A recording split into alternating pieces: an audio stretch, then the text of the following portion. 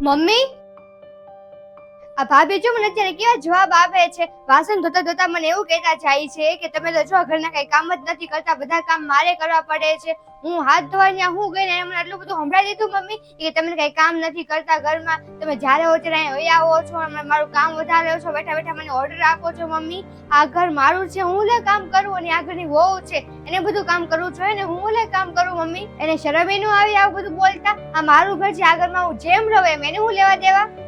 એને હું ખોટું કીધું? સાચું તો કે છે. હું સાચું કીધું એને? આખો દી તું કરે છો, હું કાઈ કામ નથી કરતી. હું લેવા ઘરના કામ કરું, ઈ આ ઘરની વહુ છે, ઈ ઘરના કામ કરે બધા. તને શરમ નથી આવતી?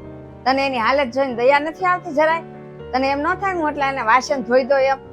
કાઈ કામ જ નથી કરતી. મેં તને કીધું તું એને વાસણ ધોરાઈ દેજે, થોડીક મદદ કરજે. તારાથી એટલું ન થયું? હું લેવા વાસણ ધો, ઈ વાસણ ધોશે મમ્મી. લે, એક કામ હું કરી નાખ્યું, તારા બધા નાટક કરવા લાગી છે, બીજા બધા કામ તો કામ વાળી કરી જાય છે, તેને હવે શું છે ઈ ધોશે, અને બેઠા બેઠા ઈ તને ચડાવે છે, બીજું કાઈ નથી કરતી આખો દિવસ. એને મને કાઈ નથી ચડાવી. તો કોણ ચડાવે છે? એને કીધું હશે કે આ વાસણ નથી ધોતા, કઈ કામ નથી કરતા, બીજું કોણ કે તને? એને મને કાઈ નથી ચડાવી.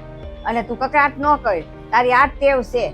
ત્યાં કકડાટ કરીને અહીંયા કકડાટ કરવા આવી છો મારા ઘરમાં. મમ્મી, પોતાના ઘરમાં છે ને બધા કામ કરે જ તે. પોતાના ઘરમાં બધાય કામ કરે, તો આ ઘર તારું જ છે, તું કર કામ. આ છે ને તારું દર વખતેનું છે, ત્યાં બાજી નાય પછી અહીંયા બાજ. પણ તને એમ નથી થતું જરાય કે મારી ભાભીની તબિયત સારી નથી રહેતી તો હું એને મદદ કરું, કામ કરું? તને કામ કરવું બળ પડે છે? આ કોઈ પેલી એવી સ્ત્રી નથી કે જે બાળકને જન્મ આપવાની છે. અને આના નાટક તો મેં બહુ જોયા છે, આખો દિવસ છે ને ઈ જ નાટક હોય છે, તારી સામે ભાઈ સામે. મમ્મી, અને આખો દિવસ જયારે ફોન લઈને બેઠા હોય, ટીવી જોતા હોય ને, ત્યારે તેને કાંઈ ન હોય, ત્યારે તો હાવ હારું હોય. એને જયારે એને કામ સોંપો ને ત્યારે તેને નાટક ચાલુ થાય. મમ્મી, અને જો કહી દઉં છું, આ ઘરના કામ છે ને હું કરવાની જ નથી, તારે જે કરવું હોય ને કરી લે, બધા કામ છે ને ઈ જ કરવાની છે. અને તારે એટલો બધો શોખ નહીં તો તું ઘરના કામ કરી નાખ. એવું છે?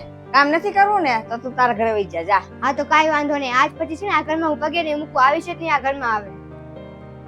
આ તો નહીં આવતી.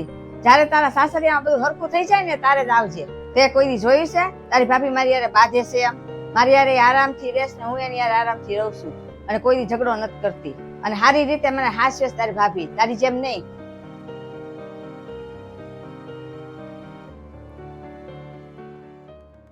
લાવ મમ્મીને ફોન તો કરી જો, કેટલા ટાઈમથી એની સાથે વાત નથી કરી.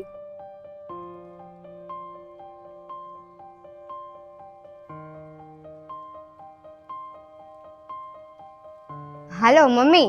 હાલો મમ્મી, મારે તને આ કેટલા સમયથી કેવું તું કે તે ભાઈની સગાઈ છે ને ગામડાની છોકરી હારે હુલેવા કરાવી. મમ્મી, એ અહીંયા આવશે તેને આનું બધું કેમ આવડશે? એમાં શું થઈ ગયું? ગામડામાં રહેશે તો અહીંયા આવશે તો એ બધું શીખી જશે, અને જે નહીં આવડે ને એને એ હું શીખવાડીશ. હું એની માં જ છું ને. એવું ન હોય મમ્મી, આપણે સિટીમાં રહીએ છીએ તો છોકરી તે સિટીની જ ગોતવી જોઈએ ને તમારે. હવે ગામડાની છે મમ્મી, એનો પરિવાર કેવો છે, છોકરી કેવી છે, કઈ રીતે ખબર પડે આપણને? એવું નથી. મેં ગામડામાં હું લેવા કર્યું છે વ્યવહાર, તને ખબર છે કે એ છોકરીની મમ્મી છે ને એ મારી બેનપણી છે, એટલે મેં કર્યું છે વ્યવહાર. અને એના સંસ્કારે હારા છોકરીના, એને હું સારી રીતે ઓળખું છું. એટલે છે ને હારા માણસો જોઈને અને હારા સંસ્કાર જોઈને મેં ગામડામાં વ્યવહાર કર્યું છે. એવું થોડું છે આપણે શહેરમાં રહેવી છે તો હામા વાળા તે શહેરના જ ગોતવા જરૂરી છે? ગામડે રહેશે તો શું થઈ ગયું? એના સંસ્કાર હારા હોવા જોઈએ. હા મમ્મી, એ વાત સાચી. છોકરી જો સંસ્કારી હોય ને તો પછી બીજું આપણે કાંઈ ન જોઈએ. હા બેટા, ભવિષ્યનું તો લાંબુ જ વિચારવાનું હોય, અને મા બાપને તો બધી ખબર જ હોય, એટલે વ્યવહાર કર્યું હોય ગામડામાં. હા મમ્મી, એ વાત સાચી. હવે આપણે જો દેખાવમાં હારી છોકરી ગોતી અહીંયા સિટીની, પણ એના સંસ્કાર હારા નહીં હોય તો શું કામનું? હા હાલ હવે મૂકું હો. હા.